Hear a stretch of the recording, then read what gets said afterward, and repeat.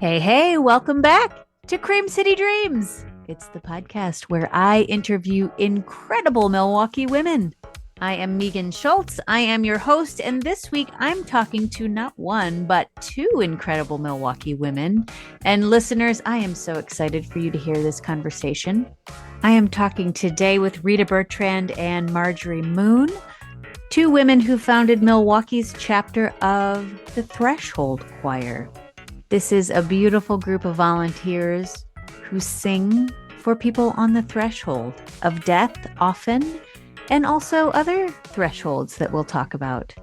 There are so many ways to experience joy, and the season is all about joy. And lest you think that this is not joyful because it surrounds death, think again. I hope you'll find time to listen to this conversation, this beautiful conversation about what it means and what it's like to be a part of such a sacred and pivotal time in a person's life. And listeners, you can get involved if this is something that speaks to you. Stay tuned to the end to find out. And perhaps you know someone on a threshold. You'll want to listen to this as well. All right, enjoy this beautiful conversation.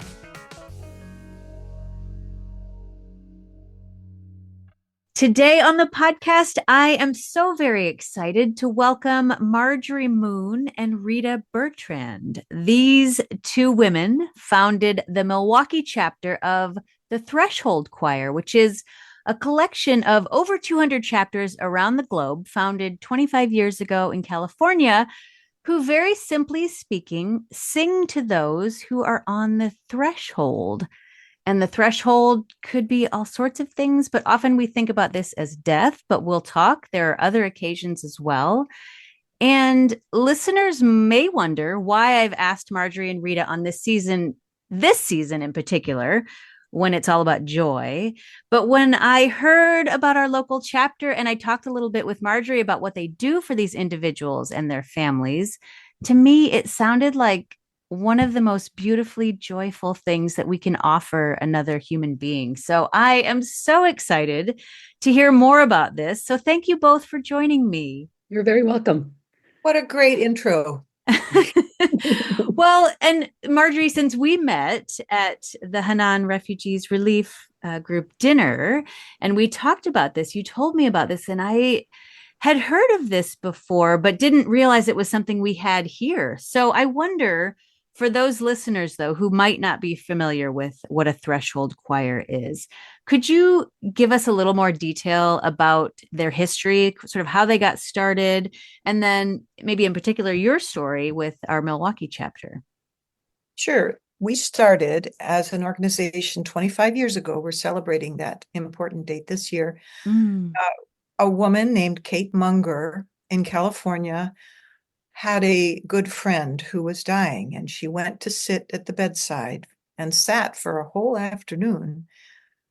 She didn't feel comfortable about it. She'd never done it before, and she didn't know what to do. And the only thing she could think to do was to sing. So she sang song after song after song all afternoon. And what she noticed was that this person's breathing calmed, the person's agitation calmed. Her friend just settled. And she was very struck with this. So she went off. It took her 10 years. That was the germ of her idea. It took her 10 years of preparation to train herself musically and also to start the very first Threshold Choir in California. Very quickly, it started to bloom and more chapters. Pretty soon she was managing 2, 3 chapters near her. And then it bloomed from there. And as you said, there's now over 20 some chapters around the world, Australia, Africa, I don't know, there's one, England, Germany. Oh, they're all over the place. Yeah. And over 2,000 members. Wow. And they wanted to know how I got into it. Rita and I have a really good story. Yes.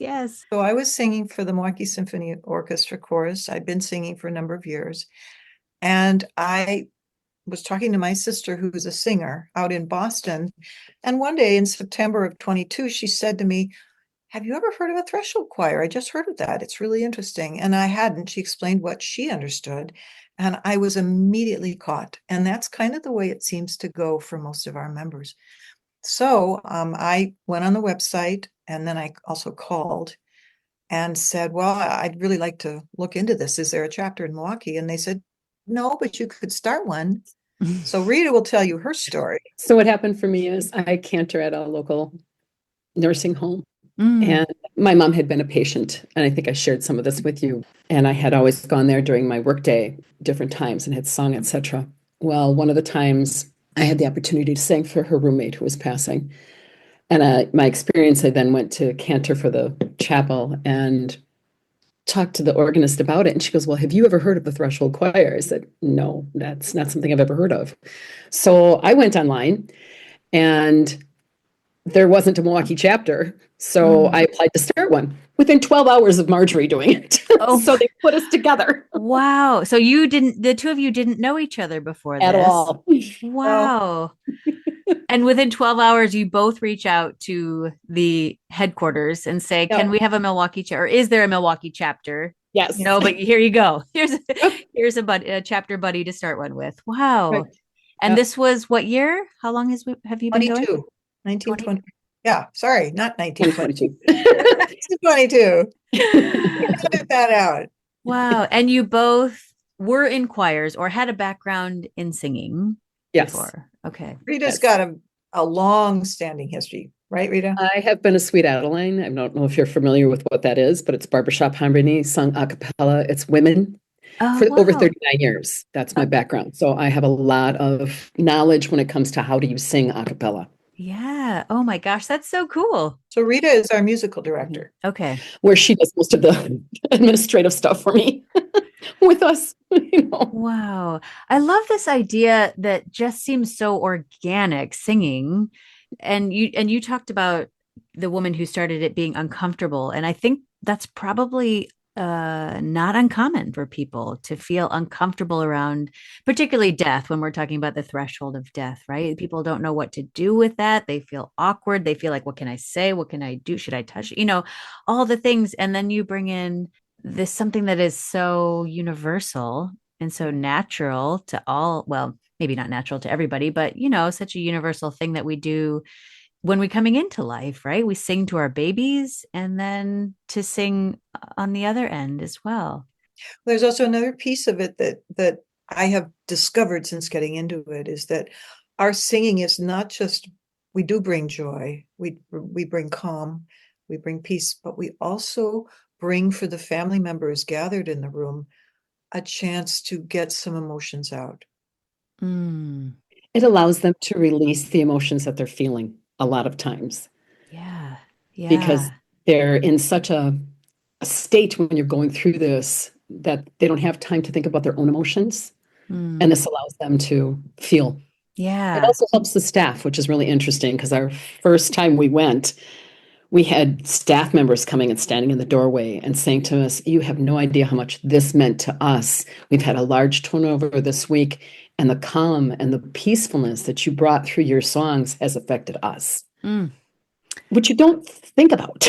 Yeah, right. Bringing it just to the patient, but it involves anyone who hears the music. Yeah. I want to jump on that too, because there was a study done, an article done in the LA Times about an LA threshold choir, Hollywood, I think West Hollywood. And it was all about singing in the UCLA hospital ICU. And what this group found was that they brought such peace and such calm to the staff. It was something the staff expressed great appreciation for. Yeah.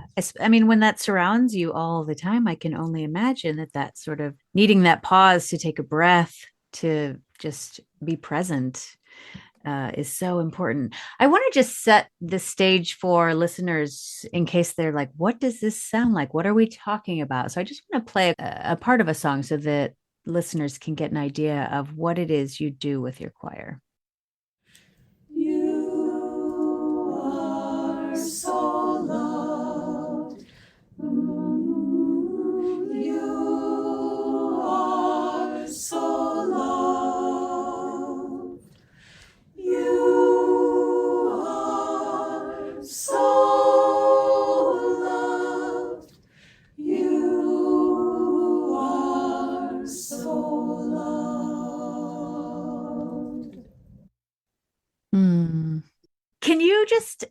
describe a little bit about these songs that you choose? Does one woman start and then everybody adds on? Talk a little bit about the songs themselves.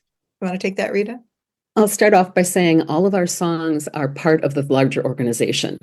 We have a number of people who write the songs, then people record it. We can get those off the website. The songs are most of them are very short, very repetitive. We've had patients that were singing along with us by the time we got to the ends of the songs because they are very easy. I sing them to my grandson when I'm putting him to bed. It doesn't have to be about death. Just bring that calmness, that peacefulness, that restfulness. Yeah. That's why I said it can be for other things as well. When my daughter was in labor, I was singing to her. So wow. They're just very peaceful songs. They're very calming songs. Yeah. I'd like to spin off what Rita said. There's about, I think there's now 600 songs in the repertoire, all written by members, predominantly members. They are specific to this purpose, and they have lyrics such as "You are so loved," over and over. Just "You are so loved." There's another one, "Walking each other home." We are all just walking each other home, over and over and over. There's another one, "Calming, resting, breathing." I lay my burdens down. There's some other ones, Rita. There's so many different songs. "May peace be with you." "We will remember you." "Lay down your burdens, let go." Yeah. "Sweet, sweet dreams." "Rest easy." Yeah, the lyrics are just real simple like that. Yeah. Just a repetition of words often. Yeah. And all the things that you would want to hear right there at that threshold, right? That it's okay. Almost like Exactly. it almost sounds a little bit like permission. Like here you have Yes, right. permission to lay down and rest and let go. Yeah. Wow. Yeah. So these are not necessarily, so they're all written by members. They're not necessarily religious songs or associated with any denomination. They're just general songs. General peaceful songs. Yeah. Oh, I love that. I love that. Some in Spanish. Oh, really? Some in Spanish? Some in Spanish, some in Hebrew, some in what other languages? I think those are the main ones, right, Rita? Those are the main ones. Yes.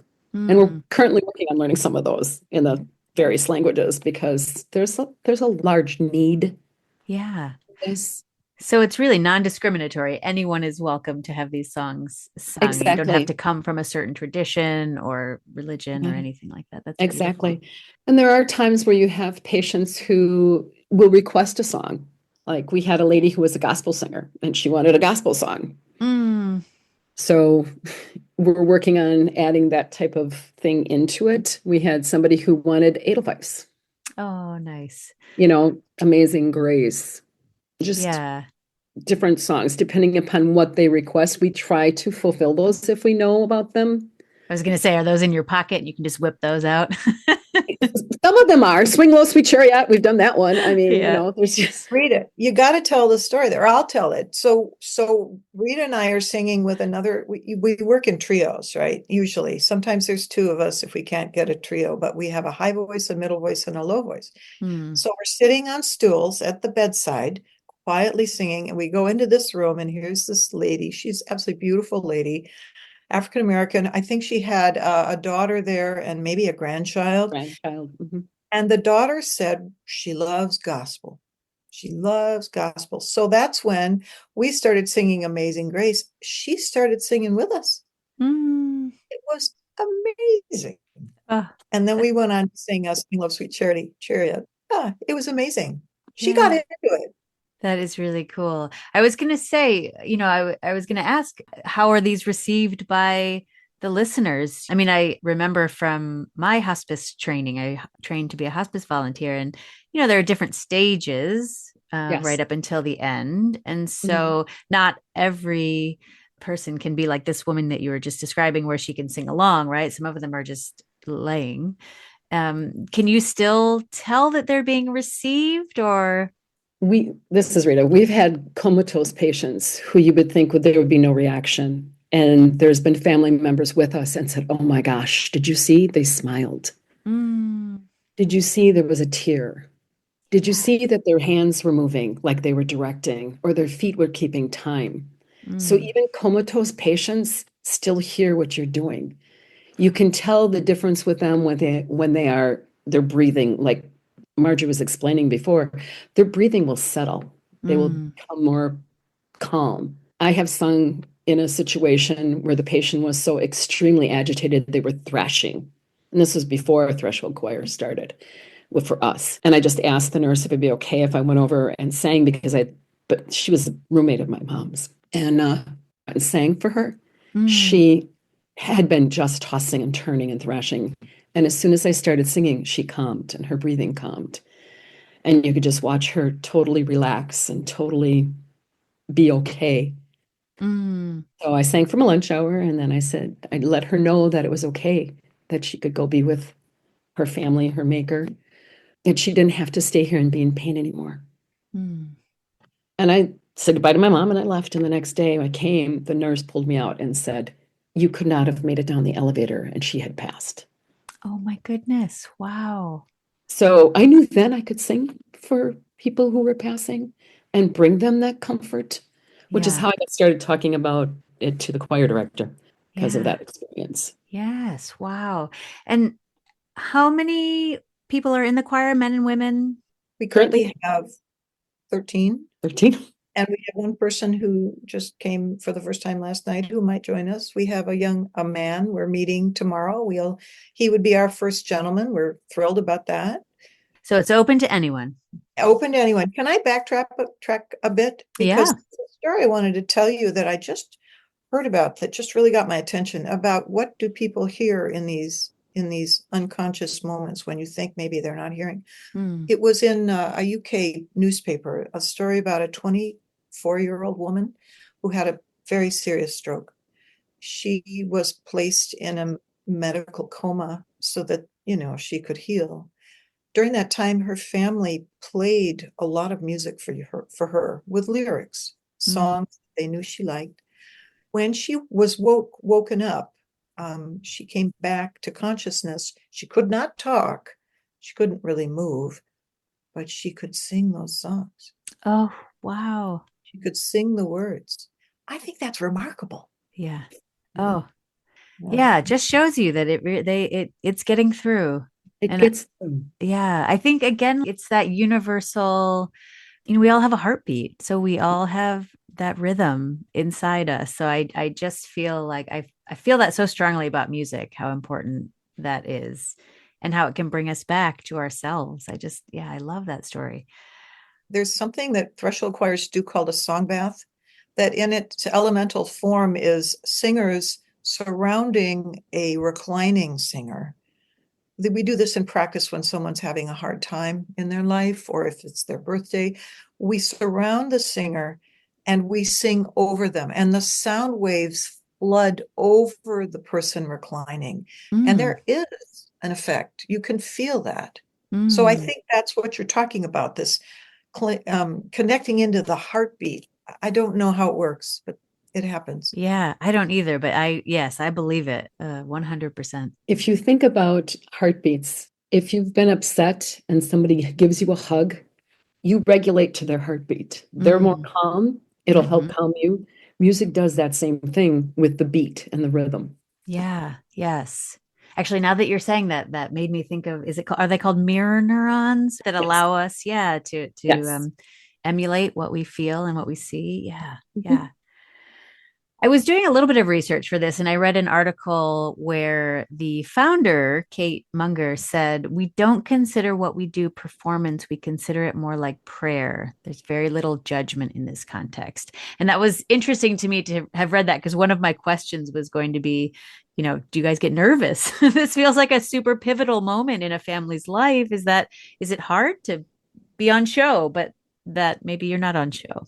You're not on show. We are what we call a presence choir, not a Mm, performance choir. We are a mm. presence choir. There's no ego. This is Marjorie speaking. There's no ego. The people that sit in our circle, in our choir, going around, the people that are drawn to this are not people who are driven by ego. It's Mm. people who have a real calling. Yeah. They have the same mind. the same heart. That's what you see draws people, like-mindedness, like heart, like a passion, a Yeah. calling, however you want to state this.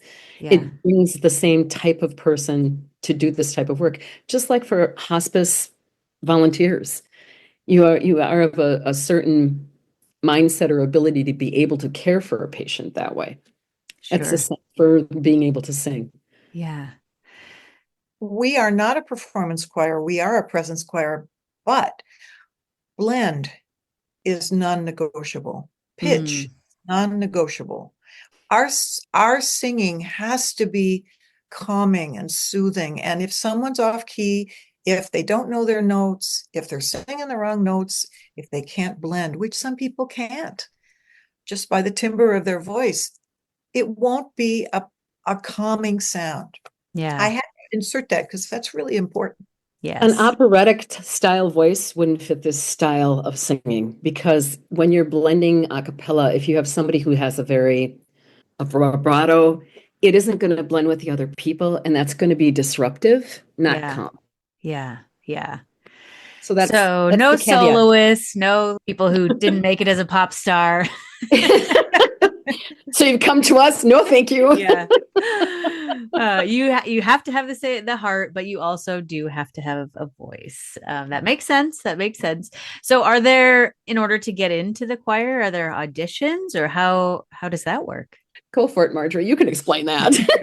Well, because Rita has just recently retired, so it fell to me to do the interview at the onset. We're such a specialized thing. It takes some explaining for people to understand exactly what we do and what's involved in what we do. So someone would contact the organization, and I would set up a meeting, and I would go, and we'd sit over a cup of tea or something. Ideally, I would get a chance to hear about the person's singing experience, in addition to giving a lot of information about us. And even more ideal would be if we could sing a little song together, something simple, where I could get a sense of the person's voice. That's really more in Rita's camp, but I did the best I could. And what we've discovered is the people And she did a wonderful job. Oh, thank you, Rita. The people in our choir, our sound is really wonderful, I have to say. Once they pass muster with Marjorie and they come and visit the first time, we sit and sing, and I will literally sit next to them and listen to them to see whether or not it's something I can work with, that they can work with. And so far, we've been very fortunate with that. Someone who thought they could do this bowed out after a little bit, realizing she couldn't, which was nicer than us having to say, this really isn't working kind of a thing. We've been very blessed not to have to do that. Yeah. There's also been people who have found that as much as they want to do it, the timing for them right now isn't good because of the requirements, as far as you have to take hospice training. You have to understand kind of what you're getting into. And there is through the organization, some training. It's literally called the Death Cafe training. Yeah, we had a death doula on the show who runs one of the death cafes in Milwaukee. So I'm familiar with that, and listeners maybe too. So they go through that training. They do go through training. I mean, you have to, if you're going to be in such an intimate moment, I would hope that you would want to also know all the signs and stages and everything to look for. Exactly. And then there is fear. I mean, there are times that people are very afraid. What if I start crying? What if I break down? What if I can't? And a lot of that has to do with, I can help them with that as far as mindset. When you're going into this, realize this isn't a performance. This is a gift. Yeah. And it's not about you. You're giving a gift to someone else, to the family, to the patient. So it's not thinking about, oh my goodness, me. You're thinking about, how can I help you? Yeah. How can I help them? Yes. Which is a whole different mindset of, I'm scared, I'm going to fall apart. And it's not that you can't get emotional. And if you do, you just take that moment, take that breath. If it's really out of control, you leave the room. It's okay to get up and go. And we will take care of them when we finish with our patient. We debrief in the hallway pretty much immediately following each sing, check in with each other, see how we're doing. And at the end of all of our sings, we debrief again, just to make sure that as a unit and as an individual that you're doing okay. Yeah. How does it work logistically? Because I know when you're on hospice, it's sort of the timing could be anywhere, anytime. This is Marjorie. The way it has worked for us, because Rita, as a gift, it was such a gift. She had experience. She worked for Aurora, and she had experience with Aurora Zilber Family Hospice. And what a place. What a place. Mm-hmm. So we were very fortunate. Our first home was Zilber Family Hospice, and that's where we practice. We went through the training, which was extensive there. Yeah. And 10 of us are now volunteers at Zilber, and we do usually weekly, we'll do 1 or 2 sings a week. People will sign up to sing in trios or duos. And I would say most months we do 5 or 6 or 7 sings. Okay. It's now changing up because we have new people coming on board. We are full up at Zilber in terms of the number of people we can have volunteering there.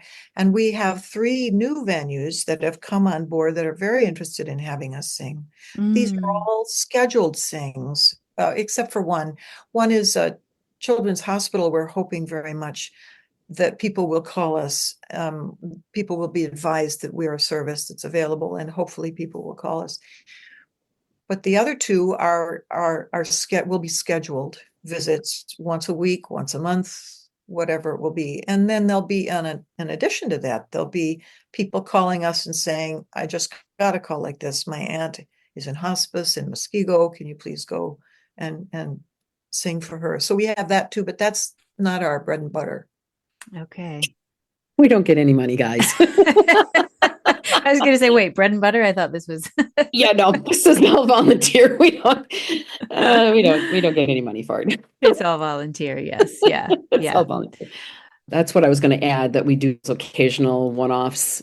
We will hear from other choirs from around the states and say, I have a relative in your area. Could you please go sing? Or we'll have family members that, like Marjorie's mom, that we went to the facility to sing for. Yeah. So I almost want to say, like, be careful, because once word gets out, I feel like who wouldn't want this for their family? That's why we're happy it's growing, because Milwaukee's a big area and we cover a lot of territory, and we'd like to be able to get more people in different areas so that we don't have to go as far and still be able to meet the needs of the community. So we're very excited that it is growing. Absolutely. Yeah. And it's all, like Marjorie said, when we sign up for what days and times that we can make it and try to balance out the sound, it's not like you're assigned, you have to go. It's, are you available and can you go? Yeah. When we get like the one for what Marjorie's talking about, Muskego, she just puts a call out or an email out and says, is there anybody who can make this within this time frame? And we go there. But then within that frame, you also have to make sure you have a low voice, a high voice, and a or at least medium. 2 parts. Okay. So there has to be at least 2, but at least 2. Hopefully 3. Okay. Right. Hopefully 3. We've done it with 2. We've done it with 3. We've done it with 4 because of somebody not being secure on their part, because they're first learning how to do bedside. If we have more than that, we divide and conquer. If we have like 5 or 6 people that have signed up and we've got the double parts, that's more people we can reach. Yeah. So you would just split the rooms. Yes. 3 of you go to this room, 2 of you go to that room, or however that would. That's exactly. This is Marjorie with a comment on that. What we've discovered at Zilber is that our level of energy for this work is about 4 rooms.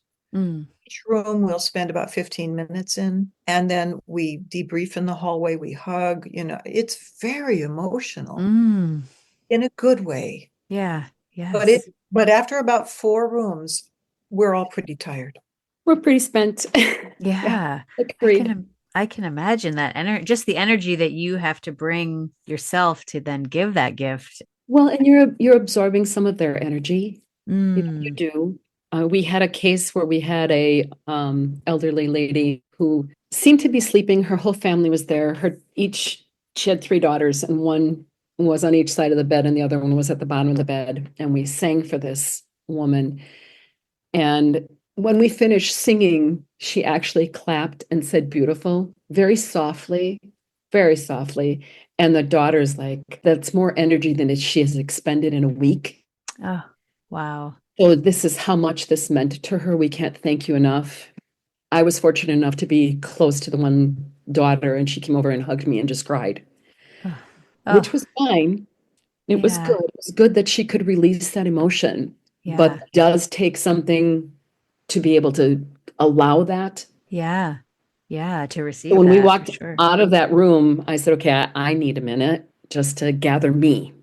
And I Mm-hmm. just left, I went and gathered myself, and we could go on to the next room then. But it does, she's right, 4 is about the max Mm, what we're able to do. I think once since we've started, we did 5, and I'm like, never again. mm, We could do that 5th one if it was a respite patient, because we do get respite patients, and that's a whole different ball game. They're usually alert, they're interactive, they like to converse, they just appreciate the company, kind of a thing. So that's a whole different feel to it. mm. Yeah. Yes, yeah. Well, and that leads me to ask, I said in the beginning that this was about thresholds, and we usually assume that means death, or we often talk about that in terms of death, but are there other thresholds that you've sung for? Yeah, this is Marjorie. We are finding ourselves expanding into other venues, which are drawing us into other kinds of singing. We have all the way along sung for Zilber when they've had a memorial or some kind of gathering that required a little singing. We've done that. But now we're finding we're being invited to sing possibly in an ICU. Mm, We're being invited to sing in senior living, where people are possibly assisted living or nursing home, but not necessarily on the threshold. Rita, can you think of any other things? They're also talking about the NICU. The NICU, we'd love to sing in the NICU. oh, If you think about ICU or you think about NICU, that is not necessarily the threshold. mm, It could be the threshold of changing from I'm ill to I'm well. yes, It yeah, doesn't have to be I'm ill and dying. yeah. That's why it's more than one threshold. Yes. Oh, that's beautiful. Yeah. What that was a smart decision back in whenever she set this up to call it threshold choir or not death choir or, something something else. Yeah, people wouldn't respond as well to it being called a death choir. Yeah, no, I don't know if I've been death Oh, choir, by but the way, I sing for a death choir. I want to be part of that. There's other places too where comfort takes the lead, like a palliative care unit Mm. or people with very serious chronic pain. Yeah, so many opportunities to bring back the universal or the universality of song. Well, and like I said, labor and delivery, believe it Yeah. or not. Yeah. Yes. Yeah. Mhm. Oh my gosh, I'm trying to imagine how much more peaceful that would have made my deliveries. Ah, Right? yes, yes. I could have blended in with my screaming. um, I'm curious, how has this experience of being in this choir changed your outlook on death or thresholds or transitions? Do you want me to go first? Yes, go I ahead. will. This is Marjorie. It's been fairly significant for me, Mm, mainly because I've gone through this experience as my mother has declined and ultimately died. So it was a place to practice mm, my my learning and my understanding. What I've discovered is that I went into it with sort of a, hey, I don't know, I don't like this. I'm not comfortable with this. I don't really want to think about it. And now very quickly into it, I have become very comfortable with it. It doesn't scare me. I see it as a threshold. mm. And the whole focus, as Rita says, is bringing comfort and peace into that space. For me, when I first was an employee and went through Zilber, my mind immediately stated, and I was like 50 at the time, and it stated it needed music. I could feel the need for that. Mm. And it just kept niggling. So when I went part-time is when I looked into this, and I just retired. It'll be a year in July that I retired. As I had said, I had sung for my mom's roommate. My mother, love my mother. My mother had requested that I be singing, that I don't let her die alone. and that I'm singing while she's passing. And I looked at her and said, "Really, Mom? You think that out of my mouth is going to come a song?" She goes, "Yes, it will. I know it will." It's like, Oh. okay, from your lips to God's ears, we'll see if this works or not, Mom. As it turned out, I did get the call. She passed in 2020, right before COVID hit. So she passed in January. They called me and I got there and I was singing to her while she actively passed. I was singing "Precious Lord, Take My Hand." And once she passed, I sang the song, "Do Not Be Afraid. Be not afraid. I'm with you all." And then I let the nursing staff know that she had actually passed. Knowing I could do that from my own mother, I knew that the calling that I was feeling for singing for threshold people for hospice was a very doable experience. That niggling that had been just sitting there for all those years was something I call it a calling. I call it a passion. Yeah. This coming to fruition has been just such a gift that is just unexplainable. It puts me in tears when I think about how this has come about. Yeah. Yeah, really. You said it there. And I was thinking as you were talking that whole time, it is such a gift. It People is. are scared of that moment. And I understand, that uncomfortable, we don't, our culture isn't one to celebrate death or talk about death. We kind of keep it under wraps. We keep it buried. Nobody talks about it. Yeah, we don't talk about it. We need to talk about it more. And I remember in my 20s, I was able to be with a good friend's grandmother as she passed in the room, and I felt it was such an honor to be there. I Yes. felt so incredibly lucky to be able to witness this beautiful passing. And so I think the more people, the more we talk about it, the more people are able to be a part of it and experience it, the more natural it becomes, and the more it does. Fearful. Yes, less fearful. And it does become, we can see it more as a gift than as a something to, steer clear of. Well, it's okay. True story. This is Rita. When my mom passed, I mean, she had Alzheimer's, so it was a long journey. And she had been ready to go for a long time. My dad had died when he was only 57, so mom was alone for a long time. She kept talking about wanting to join him. And when she did pass, and the nurse said, "Yes, she really is gone," I kissed my mom on the forehead and said, "Mom, you did it." I did. And the nurse looked at me. She goes, "Rita, only you." Only you would have that reaction. I said, "Well, it is a celebration." Yeah. For me, that's just cemented it. Just her being able to let go and to go join Dad, and my brother. So it just. Can I just add something? We sing for others, but we also sing for ourselves. The singing, you would be surprised, the singing brings us such peace. This is such a chaotic time, right? All just bouncing around. And when we get into rehearsals, we calm. The music calms us. And when we go sing in a hospital room or a Zilber room, it soaks into us as well. And sometimes I have to say this, on the most chaotic days, I've almost yearned. I wish I could go sing today. I wish I could go sing today. Music just seeps in and calms. Do you feel that way, Rita? Definitely. Think about when we were at the gathering in Michigan, and I had gotten that phone call that was so upsetting for my daughter. And I came back to my choir members and I said, "I need us to sing. I need to come back to hear the presence. I need to be calm." So we started very softly. There were 5 of us there, I think. Yeah. And we started singing, and we sang a song called "Calming, Resting, Breathing." And then we sang a song that we had just learned, "You Are So Loved." And we were standing out in the hallway waiting to go in for lunch. We were in line, very softly singing, and pretty soon the people around us are joining us as they're learning the song. Oh, wow. Before we got to the table, the whole hallway was singing this song. Wow. When we got back into the session, they said, "By the way, what was the name of that song that you guys were all singing? And who started it?" Raise his with hand. us, a brand new chapter. What do you want to, But they ended up teaching that same song as people were requesting it. It brought everyone that peace, that comfort. Yes.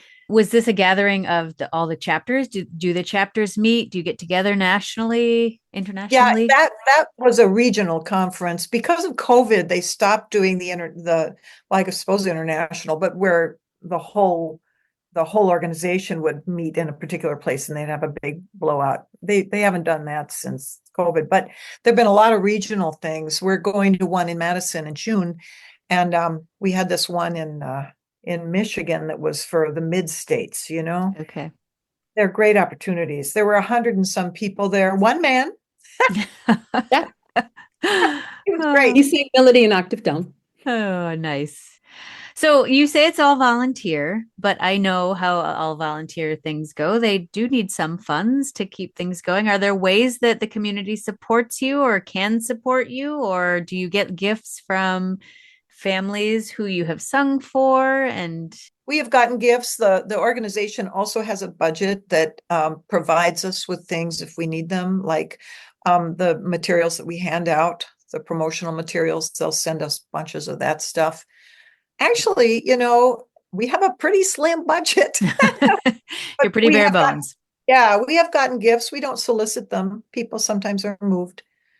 We do pay dues. They request $85 I don't even know what it is. a year. $85 a year. For each of the members. from the members. Okay. You can donate as much as you want. They request, and if you can't, they're not going to tell you can't sing or anything. Right. But that is quote unquote budget, if you will. Yeah. And that's for the main organization. Right. It goes to the international organization. We don't have dues or anything like that with our chapter. It's literally all volunteer. And if people are interested, if people listening to this are like, oh, I could see myself doing that, is there a way to get in touch with you now? Do you have a website, or do they go through the national and the national connects them to you? Or the thing to do, I think, don't you think, Rita, is to go on thresholdchoir.org and then in there locate a chapter. There's a pull down on the top, locate a chapter. Okay. We're in there. Excellent. And would it be the same if people, like you mentioned, that woman in Muskego or the family in Muskego, if somebody wanted you to actually sing for them, same way they would just go to the site, find the chapter, and get a hold of you that way? Okay. Yes. Right. That is exactly what they would do. Okay. Well, this season is all about bringing joy. I've been talking to so many women who are bringing so much joy in so many different ways to Milwaukee. And I'm asking all of the guests this season, how would you advise somebody who's looking to bring more joy into their life? What would you recommend? Finding something that they're passionate about. I think that is one of the key ways to doing that. Finding something they're passionate about that brings joy to others as well as joy to themselves, because that will be more sustainable. You have to, in my opinion, enjoy what you're doing in order to be able to bring joy to others. This is Marjorie. I think that it's really critical, and this links into your sort of interim programming having to do with social media and everything. I think it's really critical to step away from the daily and what consumes us all so much in our daily lives, be it the phone, be it the chores, be it the kids, whatever. But if you can step away from that into a quiet place and try to get in touch with what brings you joy inside yourself, it's there. It's definitely there. You just have to be able to hear it. And with the cacophony of the world, you sometimes can't hear it. Yes, this is so true. Oh my goodness, yes. And I love what you said too about stepping back, and it feels like what we've been talking about in this podcast is just that stepping back and realizing what's important in the end, Like, let's just take that breath and realize that maybe all these things that were on our to-do list and, at the very end, is that going to be what we are so concerned about? Or do we want to just take a step back and really, I don't know, appreciate the love and the family and the song and the beauty of just life? Yeah. Well, I had a very wise person once say, you will never find a U-Haul behind a hearse. Yes. Yes. That is so. I think my dad has a song that we always joke about it. Similar concept. You never see a hearse with a luggage rack, right? Same kind of thing. Yes. And nobody gets out of the world alive. Yes. Right.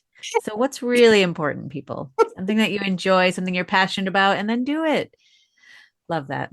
Well, what a gift this is. Thank you so much for coming on the show. Thank you for all that you and your choir do for families and individuals to help make their transition a more peaceful and a more joyful experience. Thank you so much for having us. This has meant the world to us to be able to share. Yes, I expect you'll be getting lots of calls. So Thank you so much for seeing the joy in what we do. Yes, definitely.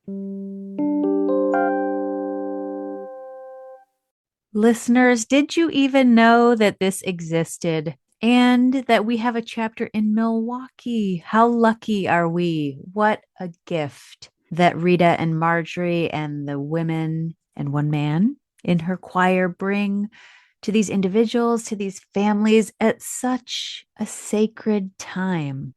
I hadn't thought about that time when I was with my friend's grandmother and we were all in her room as she lay dying. I hadn't thought about that in years. And this conversation just reminded me of what an honor it was. What a beautiful experience it is. What a gift to be able to sit with someone as they lay dying. And we talked about this back in season 7 with Chantel Riley, if you remember, the death doula and the leader of one of Milwaukee's death cafes. And I love these conversations that help turn the discomfort, uncomfort, the awkwardness that surrounds death, because we keep death in a box and we don't talk about it because it makes us scared and it makes us nervous and nobody really knows what happens. And therefore we fear it and therefore we stuff it.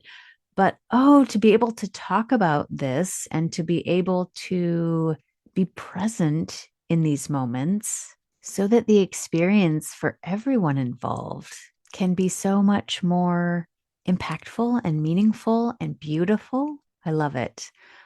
I love that they call themselves a presence choir and not a performance choir. I love that it's just about bringing something so universal, something so ancient, I guess, maybe is the word I'm looking for. We have been singing for thousands and thousands of years. And somewhere along the line, I don't know, did we let that go? When did we become so scared of this? So to have it come back full circle in these choirs, in these threshold choirs, is just a beautiful gift. So maybe this is something that calls to you, listeners. Maybe this is something you would like to try. If you have a voice that can blend and you think you would like to talk, I know that Marjorie and Rita would be open to hearing from you. I will put links in the show notes and in the newsletter of how you can get in touch with them. Or maybe you have somebody who's on a threshold. Maybe you have someone in your life who could benefit from a few people gathered around and singing and reminding them that they are loved and giving them permission to rest and to let go. Again, I will put the contact details in the show notes so that you can reach out whether you want to join or whether you want to call them in. I hope, listeners, after listening to this episode, you understand why I asked them here, particularly on this season of joy. All right, I will be back next week with another Milwaukee woman bringing her joy to the Cream City. I hope you will tune in, like, and subscribe to these episodes. And until then, Milwaukee, keep on dreaming.